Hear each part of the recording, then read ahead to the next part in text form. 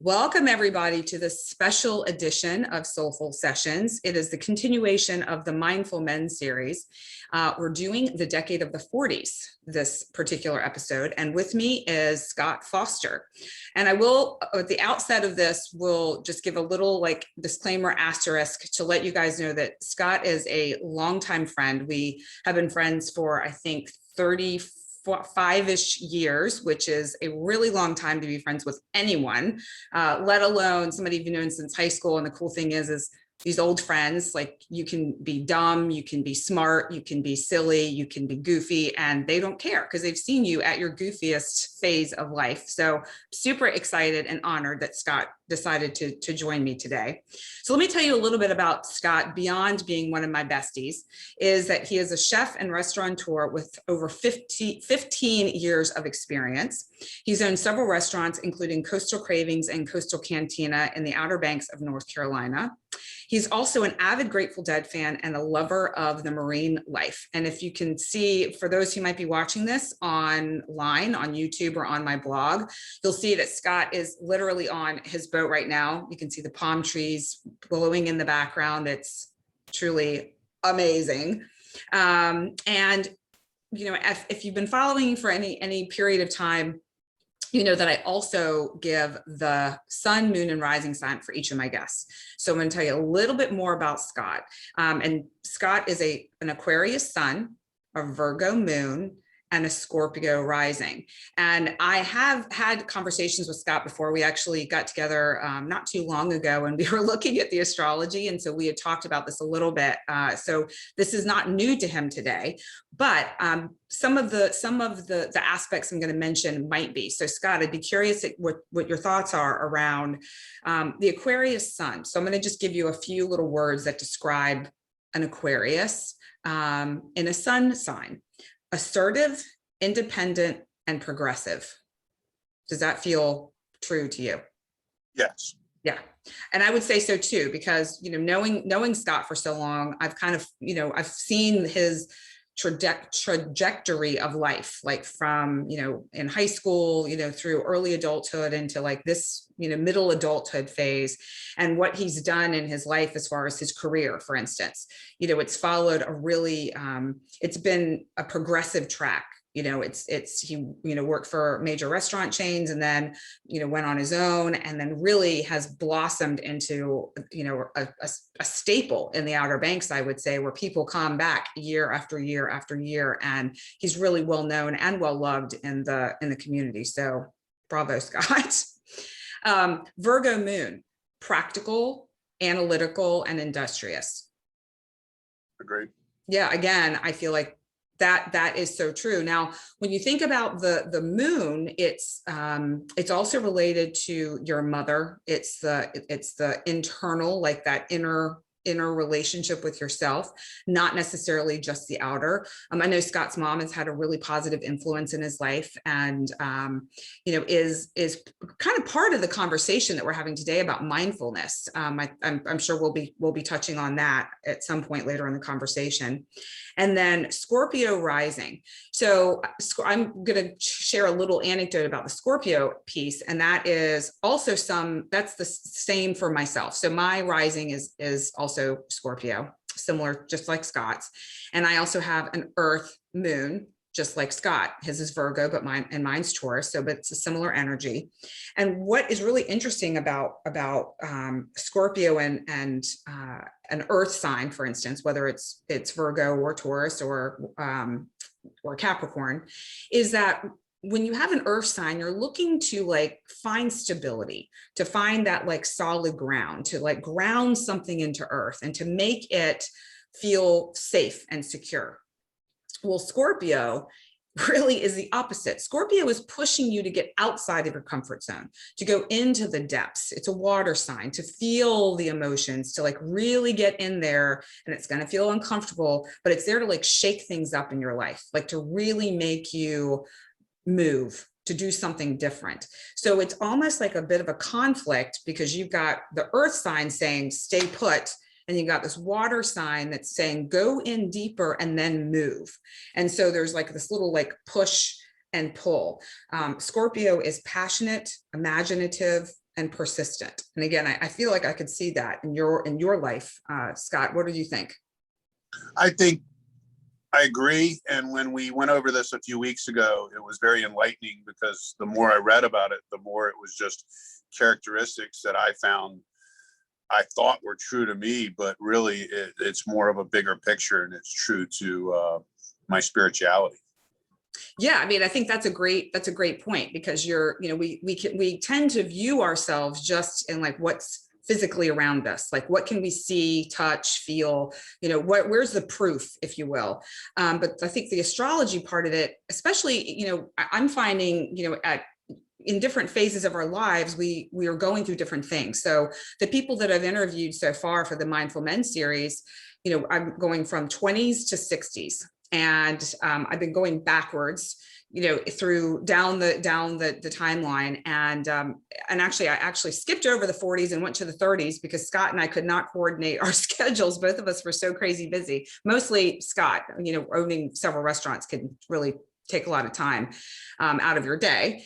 And but what I have found very interesting, just from the interviews that I've done so far, is that we each have different hurdles that we have that come up in our lives at different times, whether you're a man or a woman. And the spiritual piece of it, from my personal experience, tends to open up around the 40s, where you begin to really look at yourself, not just based on your career and, like for you, having restaurants and being successful and making that happen and bringing joy to people's lives doing it.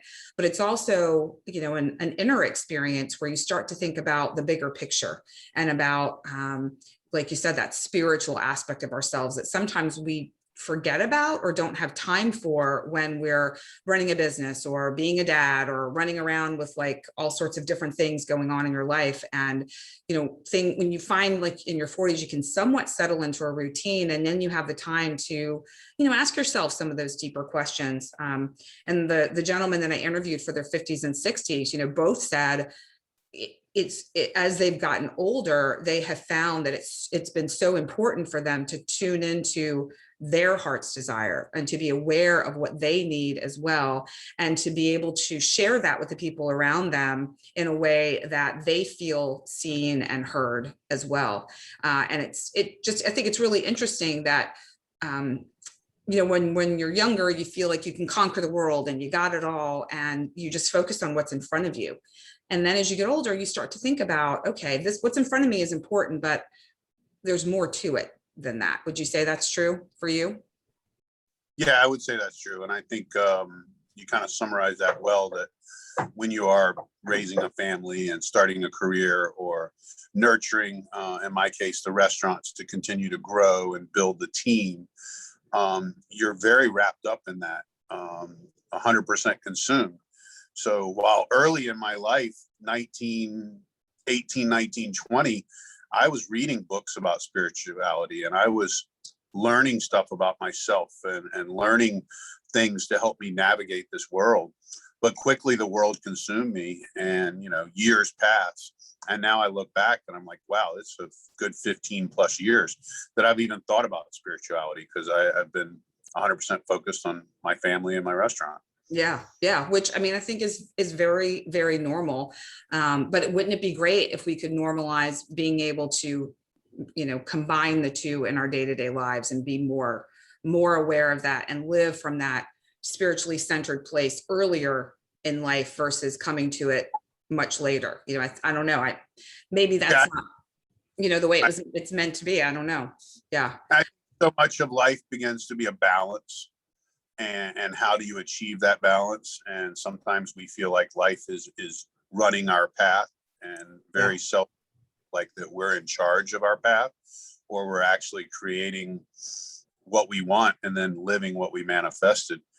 That all goes out the window when you got to survive and you got to just tread water to keep going. For sure. It's like survival, when you're in that survival mode, there is no time for anything else. I mean, that's it. Survival senses kick in, your blood pressure goes up, and you get done what you got to get done. Yeah. But leaves a lot of stuff on the side. And I think unless you have somebody in your life that can help realign you to, hey, we should be working on this, or let's just carve out a little bit of time to work on this. Because that's really what it takes, is balancing your time to carve out. And then those important things become more important. Yeah. Oh, 100%. And I want to come back to this, but I wanted to share one other quick little thing and ask you the official opening question of the podcast. And that is, Scott is I just want to share what Scott is known for saying. And it makes me chuckle, because I just think back to like high school and college and like those first few years, like early 20s ish. There are basically no problems, only solutions.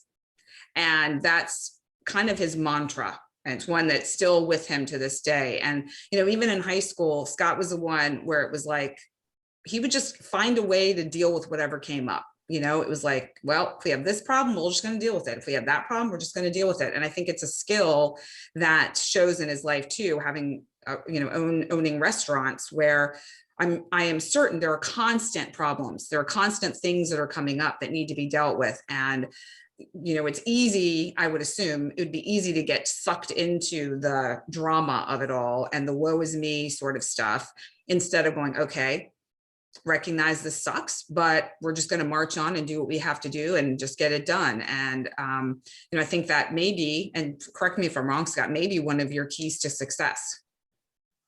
I definitely think in the restaurant business, and I read a book by Norman Brinker that was talking about the restaurant business, and it touched on me that every day in the restaurant business, if you don't tackle the problems you have, more problems will be there tomorrow. And it can be ice machine breaking, the dish machine not working, employees not up. And if you let all those things beat you down and get you frustrated, which is usually your first emotion, is you're upset. But if you can get past that and say, hey, when I walk through my day, I'm going to deal with these obstacles. And the thing I've learned is, let's just solve them rather than let them emotionally tear me apart.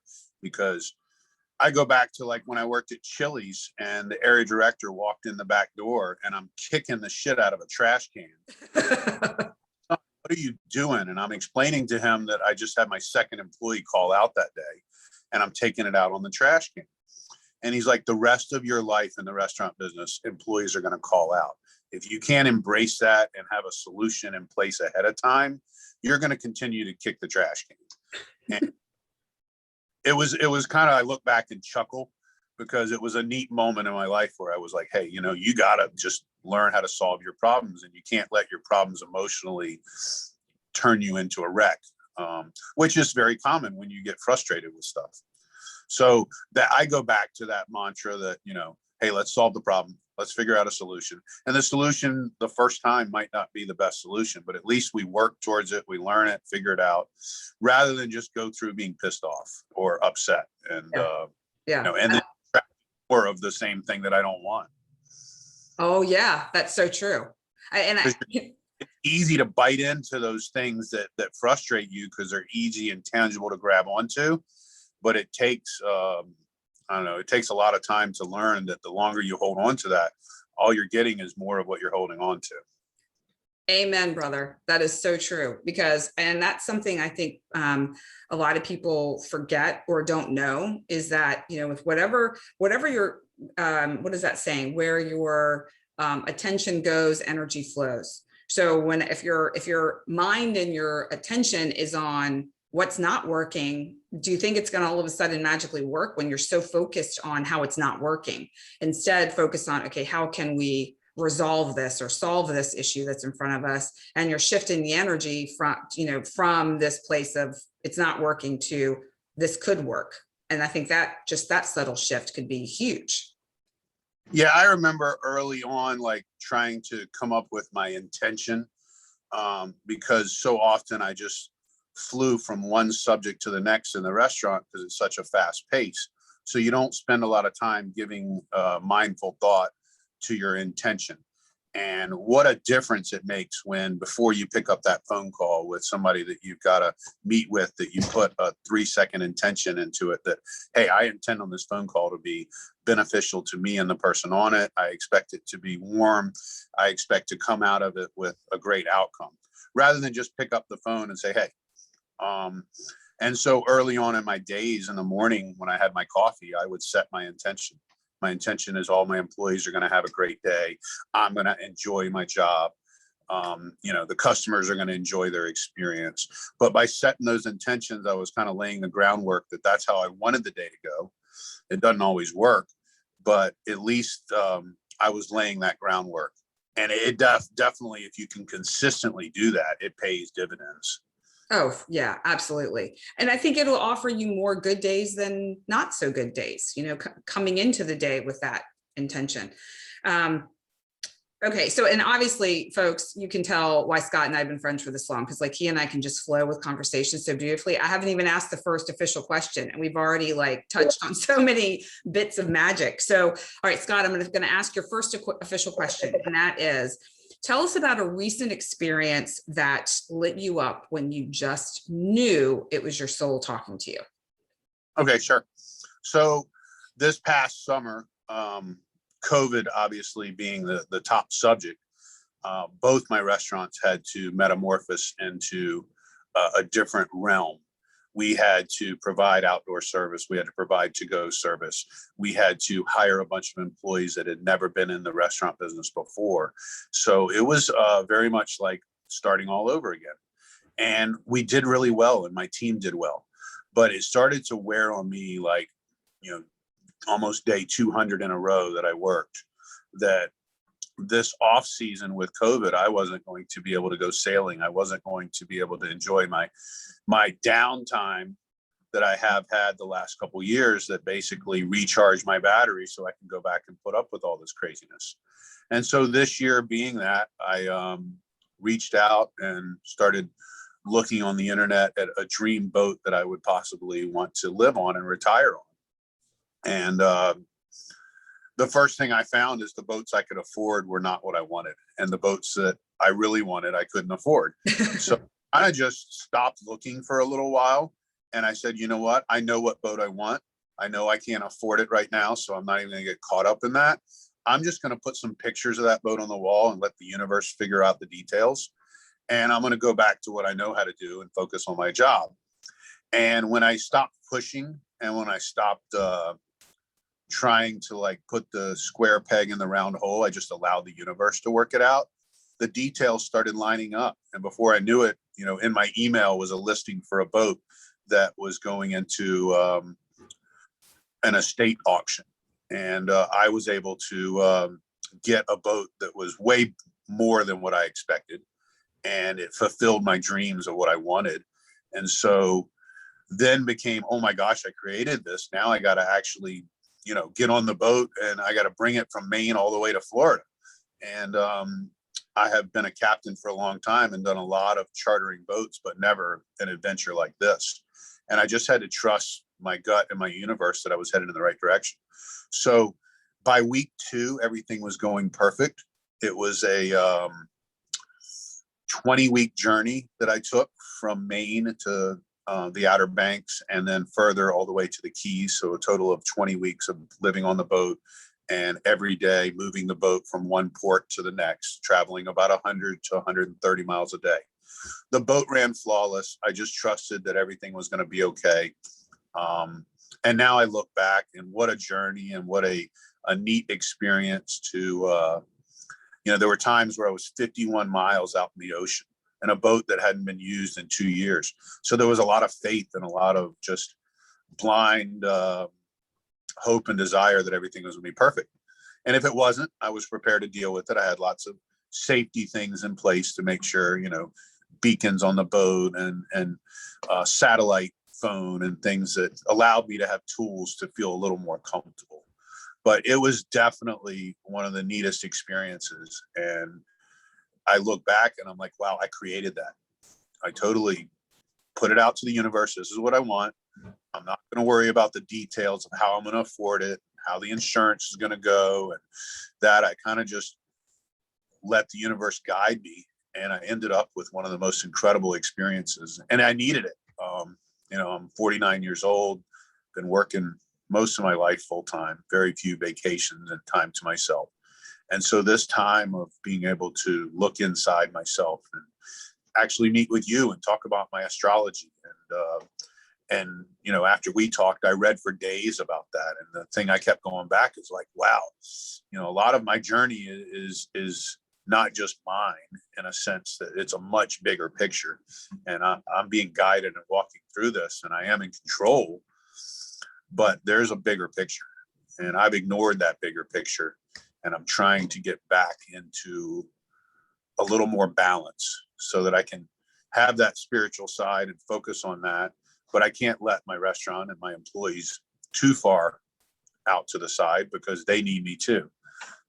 So it's been extremely satisfying, and definitely a neat experience to let all this manifest like it has.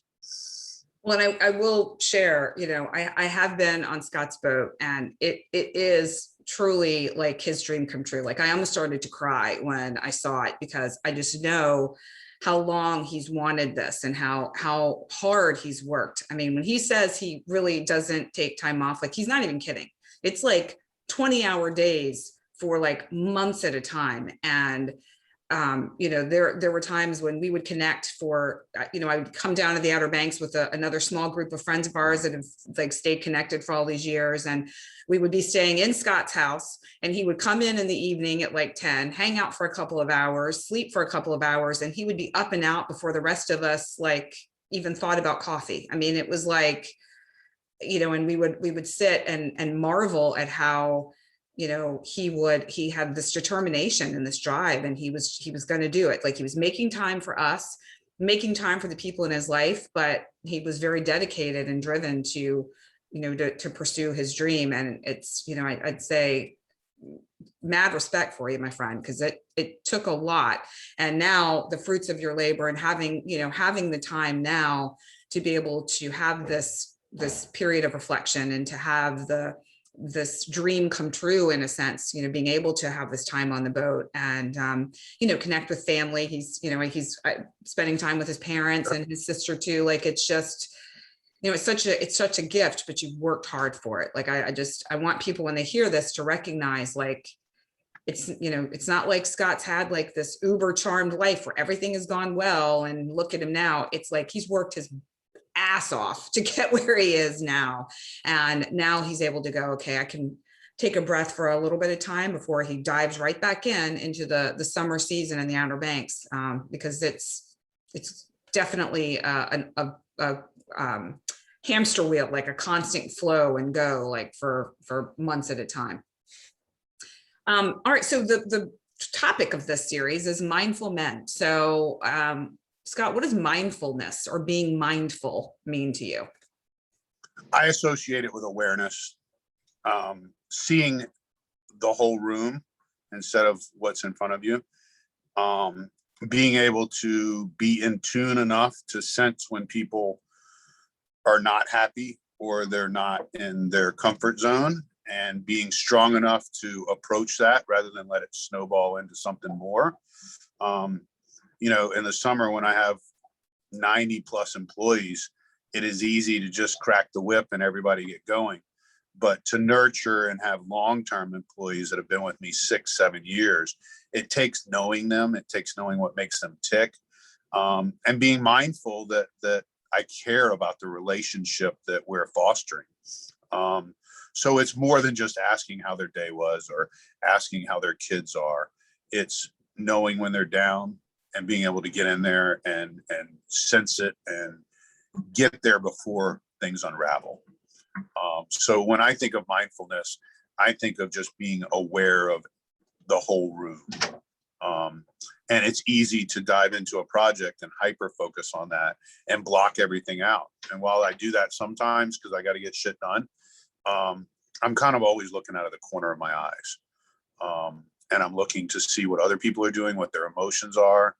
You know, one of my favorite reactions to see is when I'm watching the guests eat the food and I see the eye roll, or I see them look over to their friend and say how good it is. I don't need them to tell me how good it is. I've been working on these recipes and the quality of my food forever. But to see somebody unprovoked have that feeling and then turn to their friend and say, oh my gosh, this is amazing. And it just gives you, you know, that warm and fuzzy feeling that, hey, I'm doing the right thing. I think mindfulness brings up the caring of people.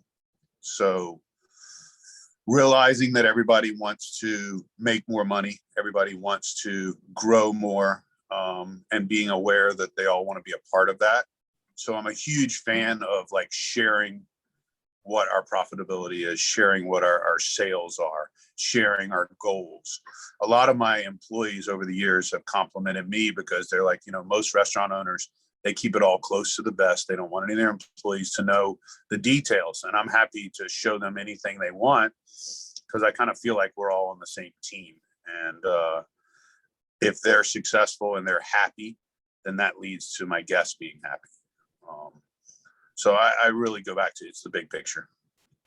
Yeah, and I love the transparency and the honesty and the kind of bringing your employees into the fold so they feel like they're part of it, they're part of the team. It shows there's like a two-way street of honor and respect. You honor and respect their role within your business, and they honor and respect who you are for them. And I would venture to guess they're more likely to, really want to work hard for you and to, create that environment where people come in and they feel welcomed and they enjoy the food. And, I've obviously been to Scott's restaurants, and I'm familiar with the vibe and the feeling and the people, and obviously, the food. It's like, it's all, I don't know, there's just the sense of like comfort, and everyone's included and everyone is welcome. And it's just, such a beautiful experience. And what tickles me is when I may be out and about and I talk to someone and they say, oh, we're going to the Outer Banks, we go every year, or, oh, we've got our little places that we love. And then I'll say, oh, well, where do you guys like to go? And they mention one of Scott's restaurants and how they love going there because it's so much fun and the people are so nice and the food's so good and the atmosphere is so awesome. And I'm like, he's one of my best friends. And they're like, what? Get out. I said, tell him I said hi when you go in there. And they're like, will he know who you are? I'm like, yes, he absolutely will. And, and I think that every time I hear that, it just makes me so happy because I know that's the energy that, Scott, that you put out there to the world to attract the people that will appreciate that. Kind of like talking about this, manifesting and the mindfulness part of it. Like, you've been very mindful about the atmosphere that you would like to create for people and the type of people that you would love to have in your restaurants. And when I discover somebody in that place where they're like, oh my gosh, it's amazing, I'm thinking, hell yeah, like it's all of what you have been working hard for is here. Like it's come to pass, which is cool. The battle to create drama. It almost comes natural for people to butt heads or to have disagreements or conflicts in the heat of battle. So I use the analogy when I'm interviewing employees that I like to run a no drama restaurant. And what I mean by that is that you can make all the mistakes you want. I'm not going to yell, and neither is my team, at you in the heat of battle. We may the next day talk about it and how we're going to fix it, but you're not going to come back in the kitchen and say, hey, I ordered a steak and I really needed a lobster tail. And the chef's going to just, rip you apart for it, because I wouldn't stand for that.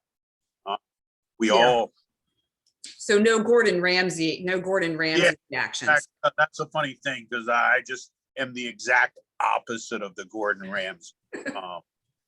I think that's the approach the employees need in order to be able to go out there and interact with the guest every day. The COVID thing with the mask has taken so much of our personal style service away. And so that art will be lost, and we'll have to regain that whenever the mask thing goes away. But just the vibe of the server feeling comfortable and the guests feeling comfortable. We're going to make mistakes. That's just the nature of it. But it's how quickly we can listen to what the guests really want and then give them what they want. And I treat all my employees as the guests. So I'm listening to what they want. Do they want 2 days off?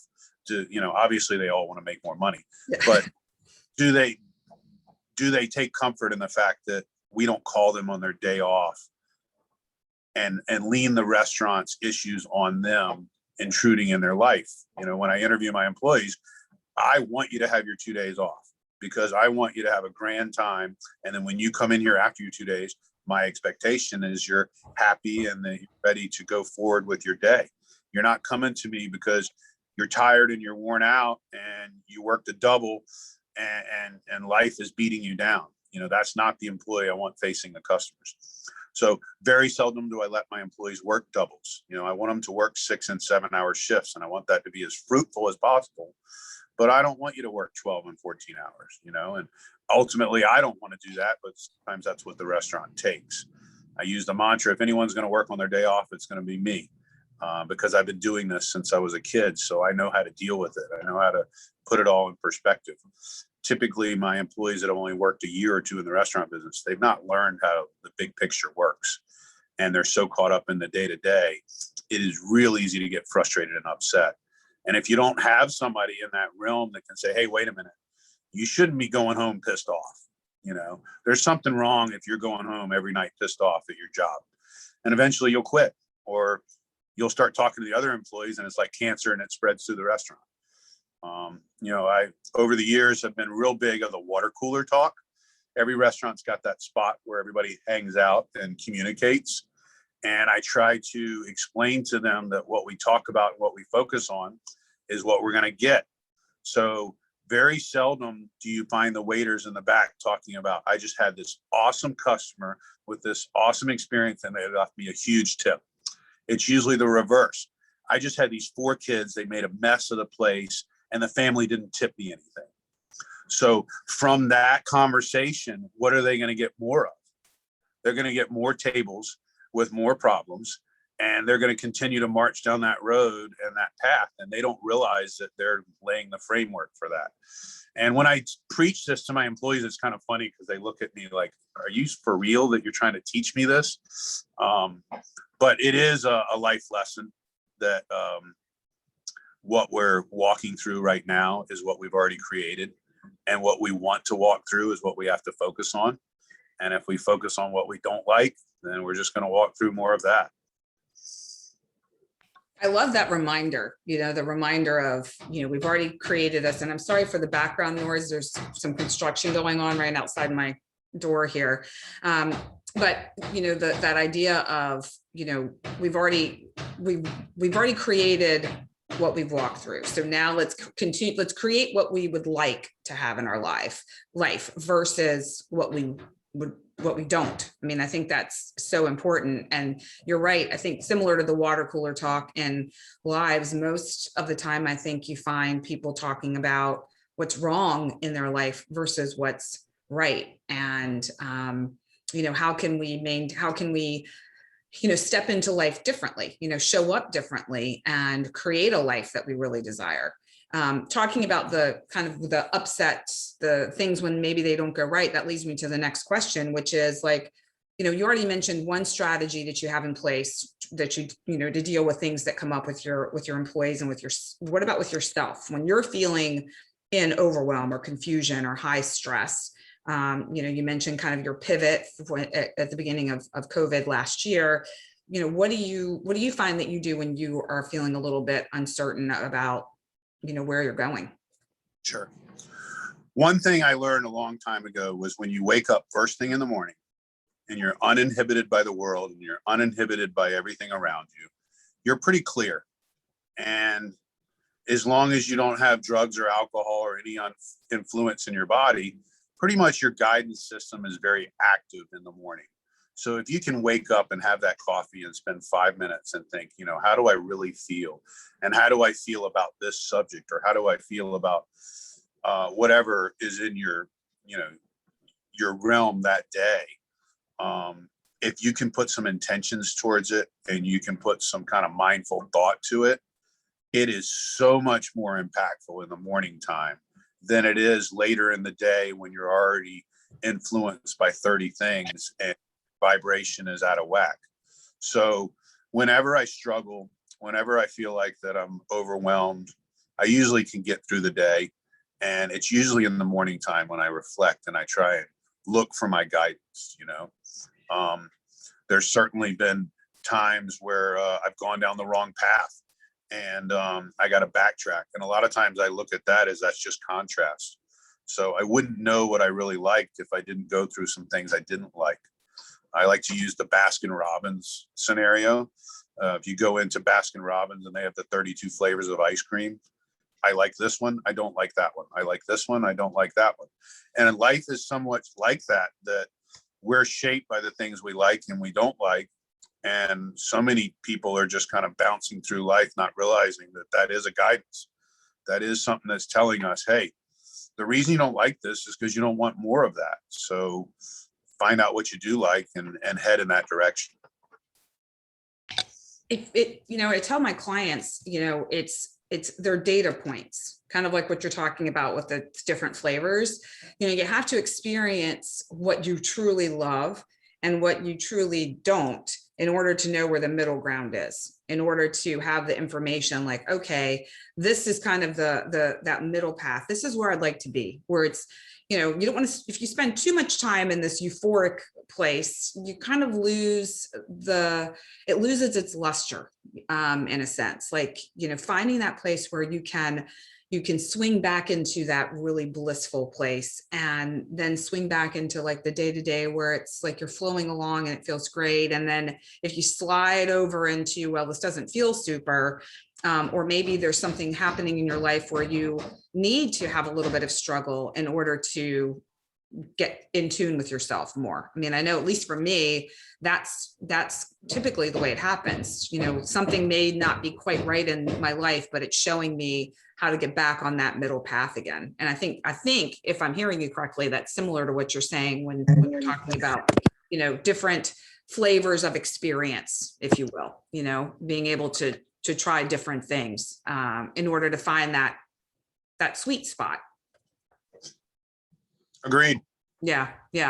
So, okay. So one other, inquiry for you is, when it comes to human beings, us as human beings, we have, whether we're a male or female, we have masculine and feminine sides. And that's not a sexual orientation sort of idea. It's more masculine in terms of action oriented, and then feminine in terms of receptive, more of that like softer place within us. And we have, whether you identify as a man or a woman, we each have them. Agreed. So, for you, how would you say you've seen this duality play out in your life as a man? I know when I have interviewed, women and I have male and female clients, but the female clients, depending on who they are, some really lean more masculine, myself included. I'm more of this action oriented person, this like go, how are we going to get stuff done person. And then my feminine side, that receptive side, will kick in when it comes to working with clients or maybe with my children or close friends. But I'm more of this like forward movement action sort of person, even though I identify as a woman. So how would you say in your life, Scott, would you balance those two sides of yourself? So in a simple answer, it's probably like 70-30. Okay. I am action. So 70% of my world is all action and focused on daily list of things that got to get accomplished and things that got to get fixed, and then how quickly we get them done and solve the problem. I spend maybe 25 to 30% of my time nurturing my people and nurturing my family, my kids, focused on that side of it.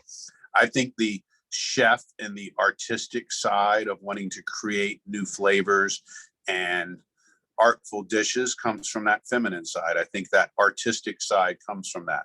So when I look at decor of the restaurant, or I look at how we're going to design or do something, I reflect back in that feminine side much more than I do the action side. But predominantly, the boat, and it's very windy here. Yeah. So yeah, I'm really going to go on like the 70-30 thing, where about 70% of my side is action and about 30% of my side is that softer, gentler, trying to be the ear to listen to what people need, and that comforting person to tell people, hey, I've been through this. I've lived that part where you can't pay your bills and you think you're never going to be able to climb out of this hole. And so many of my employees that are now, in their mid 20s and into their 30s are just learning a lot of this stuff, or they're just starting a family. So sometimes it's nice to hear from somebody that's already gone through it, that the trials and tribulations are just part of the course, and it's how you deal with it and how you decide you want to pave your life, and how, what you want to create. So many of my staff that I deal with think of me probably that I'm out in left field some, because I come to them with spiritual stuff and they're like, what are you talking about? But, if it can leave any kind of like lasting word there, that it's really that simple, that if you can just focus on what you want and trick your mind and not focus on the stuff you don't want and get caught up in that, you can live a more blissful life. You don't have to like be knee deep in the spirituality side of it to manifest all this. You naturally are going to manifest it. You're just going to manifest either what you want or more of what you don't want. It's a question of how you tune yourself in. I'd like to share how so many people are just out of tune and wandering through life, allowing life to throw one situation at them. They react to it. Another situation, they react to it, and they don't realize that they actually have control of the situation. Not at the present time, but they got control of the future. And so it's really interesting how you see that, especially when you have a large staff, because I have such diverse personalities in there. It's funny, talking about the reaction versus response sort of thing. And, you can control how to me, reaction is like when you just fire off without thinking. Somebody upsets you and you just launch a counter attack without giving yourself a second to settle in and reflect on, okay, what would be most beneficial in this moment? And then in that present moment, you can then create a future moment that maybe isn't so confrontational. The one thing to kind of get back to the masculine feminine thing, would you say too, depending on who's in front of you, you may lean more one direction or the other based on what is going on. And what I mean by that is an example, like, a few years ago, and I talk about this fairly often, I was going through a tough time with, my marriage falling apart. My father was ill and ultimately passed. I was having, some really heartbreaking issues with one of my kids. It was just a really, really tough time. And it just so happened Scott and I spent a fair amount of time together during that period of my life. And we had, many conversations where I felt like, I felt like you were that person for me where it was a safe place to land. And it was a nice combination of the masculine and feminine. I felt like the strength and the action piece, like giving me action ideas to grab onto, but also the feminine, like I can lay my head on your shoulder and cry and like just feel like I was okay in that moment. And it was the soft place to land. I always refer to Scott as like my earth angel during that time, because he held a space for me.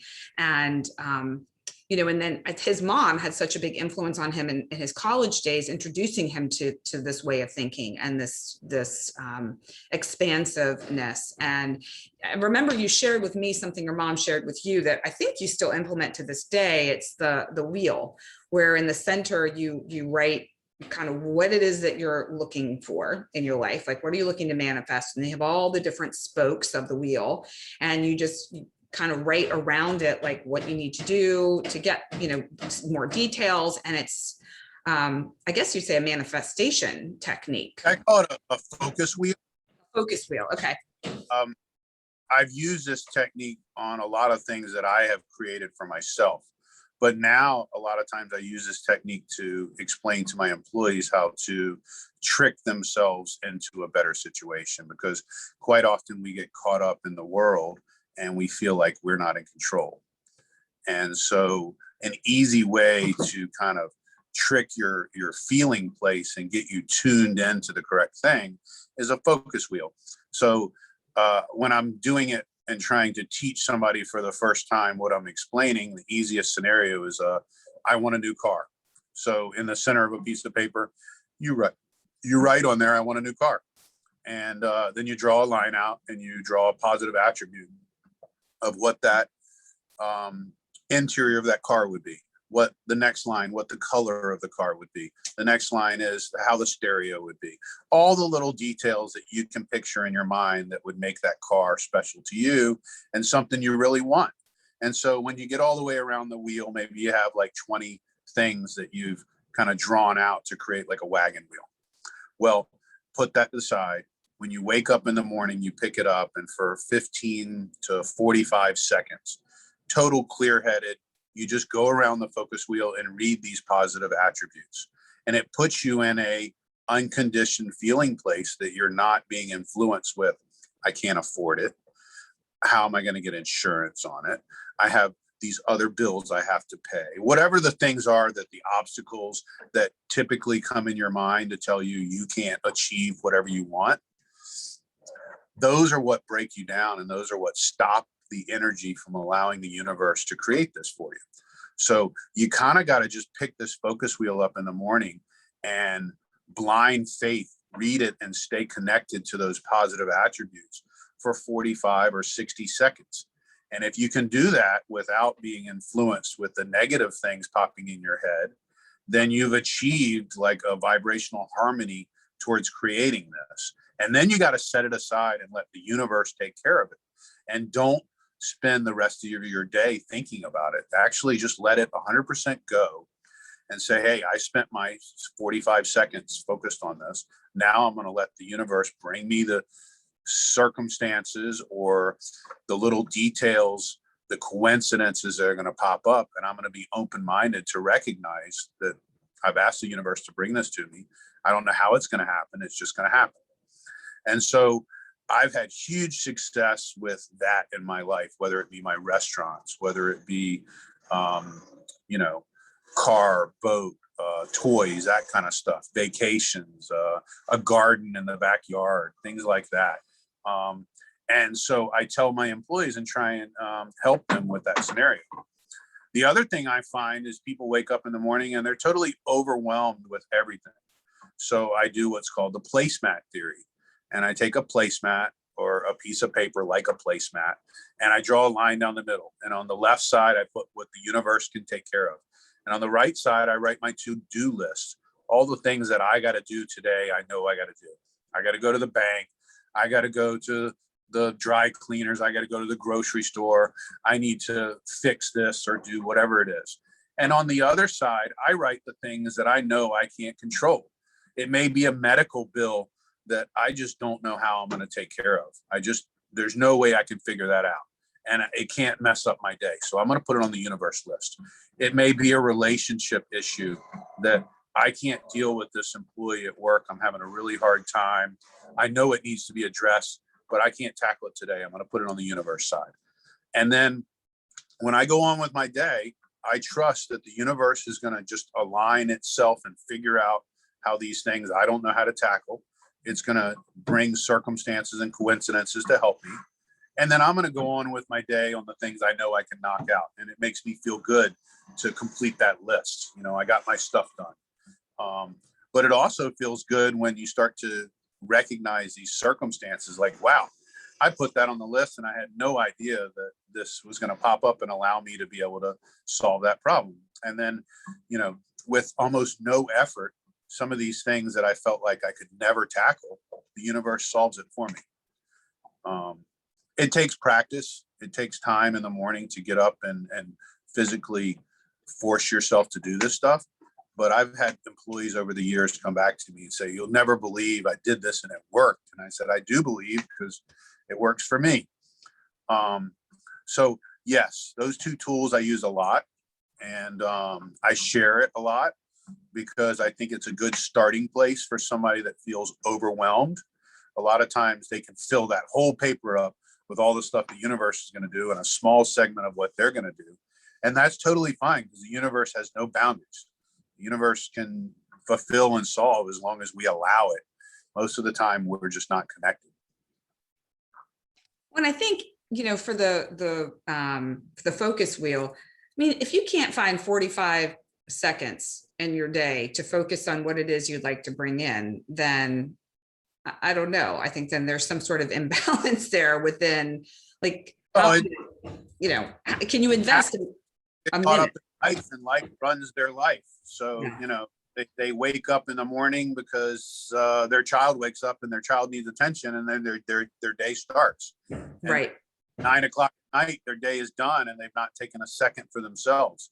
So it takes some personal buy. You got to say, hey, I'm in charge of this life, and this is important to me. You know, the same as it is important that nutrition and that we drink water. You know, so many people I talk to, it's such a simple equation that they don't drink enough water. And being on the boat is really essential because the air and the sun and everything takes the water out of you, so you can get dehydrated in a heartbeat. And so, you know, as essential as drinking water and taking care of and nourishing your body, we don't get trained as young children that it's important that we take time for ourselves. We don't get trained in school to meditate and self-reflect. So, you know, our society is caught up in the day-to-day mantra. I like to tell the example that the young kid standing at the line at the grocery store and says, hey, mom, can I have a piece of candy? And the mom turns to the kid and says, no, we don't have enough money for that. You can't have that. So from the time that young 5-year-old asked that question till way later in their life, they're being taught that there isn't a bountiful amount of anything you desire in the world. There is a short supply of money. There's a short supply of love. There's a short supply of everything we desire, which is the reverse. You know, imagine if you grew up in a society where you were taught that anything you desire can come true. You just have to align yourself. But we're not. As society, we teach our kids from a very young age that you got to work really, really hard, and you got to get lucky. And it's so funny because I do believe in my business, you have to work hard. That's what I chose. You know, it's a physical job.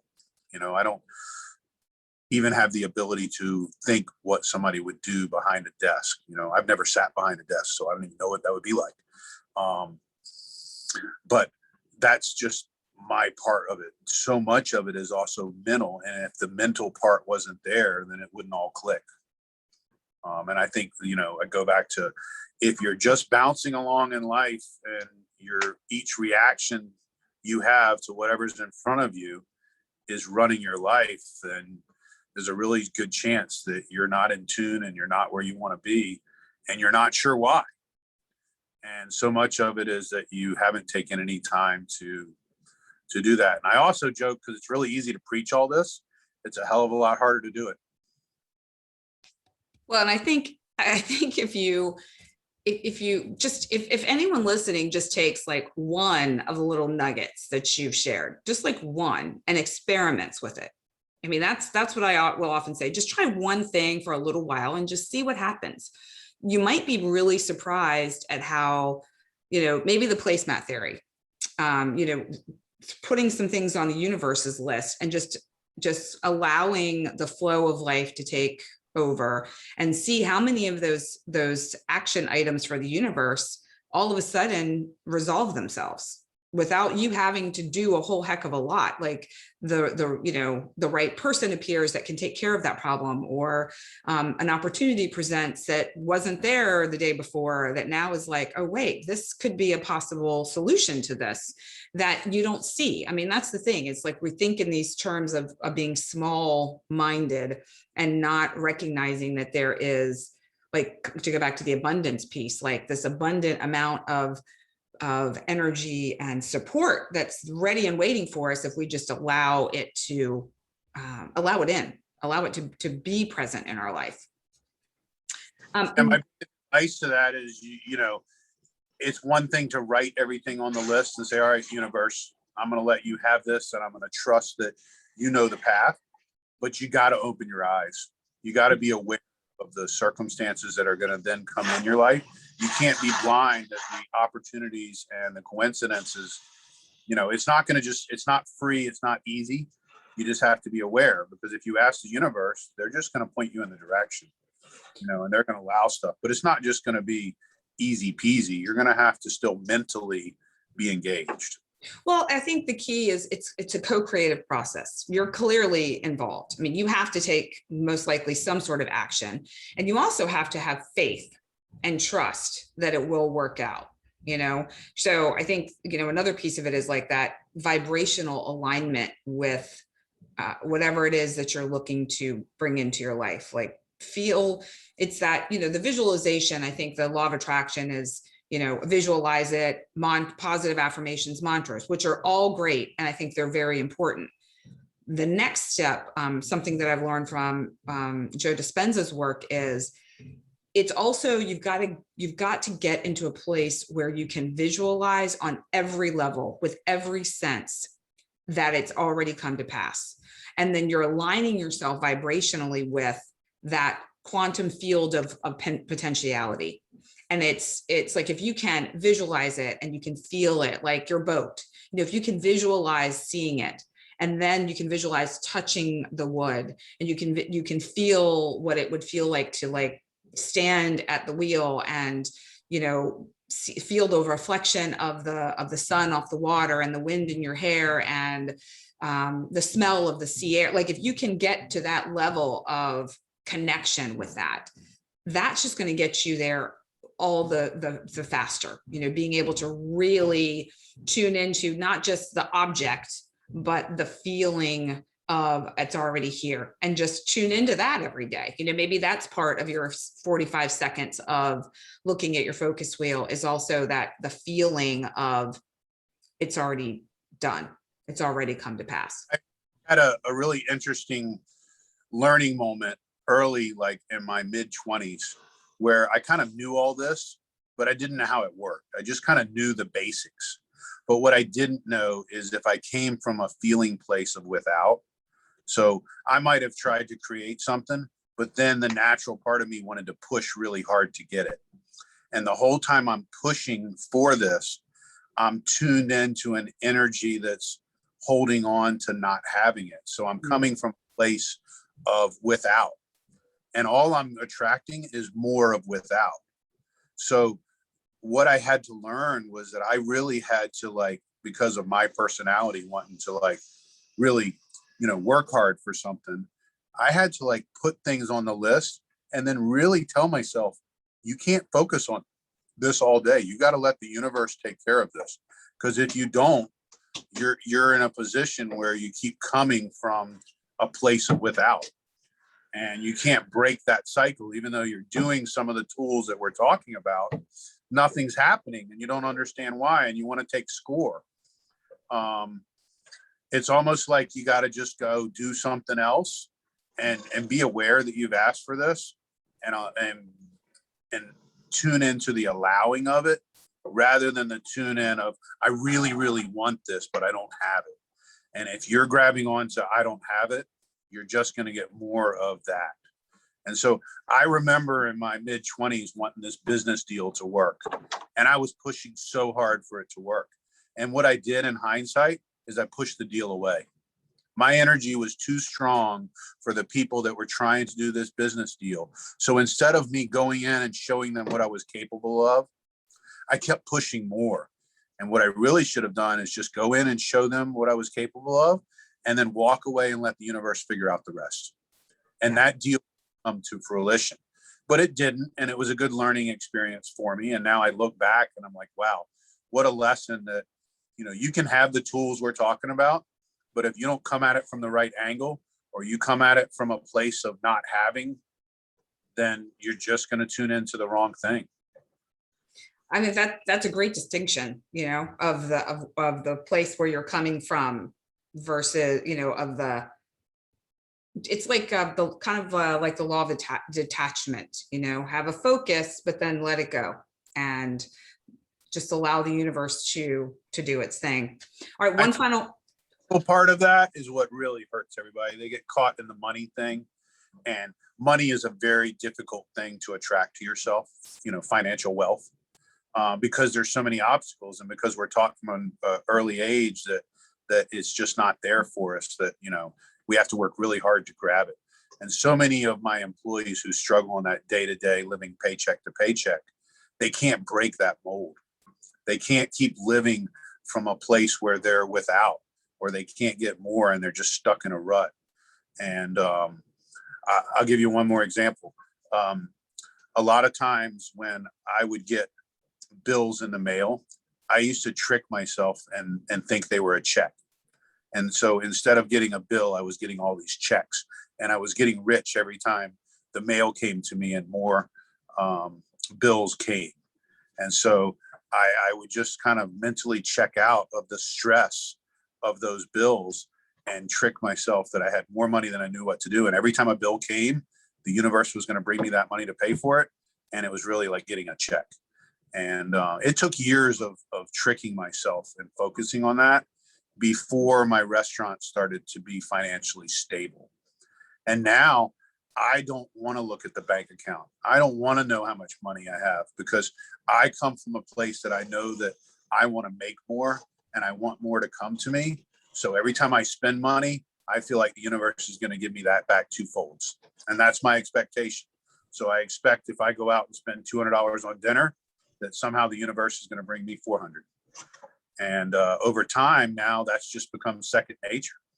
So I have friends, like if I'll go out to dinner, I want to pay for the tab, but secretly to them, I'm paying the tab because I'm provoking the universe to bring me more. Oh, that's interesting. All right. Because I know Scott and I just the last visit, I'm like, dude, you got to stop paying every bill. Like, let me pitch in, let me do it. Now I know what was behind all of that. You're provoking the universe. It works. Yeah. That's awesome. Okay. So one final question before we wrap up. It's a question I ask all my guests. So can you tell us, and you've already mentioned a number of things, so this may be redundant. What rituals, if any, do you have to tune into your soul's voice or bring your soul online? Yeah, really, we go back to the morning thing. I get my spirituality in the morning. Yeah. So I wake up, I whether it be sitting in my car on the way to work, because for many years, I didn't have my coffee until I rolled in the restaurant.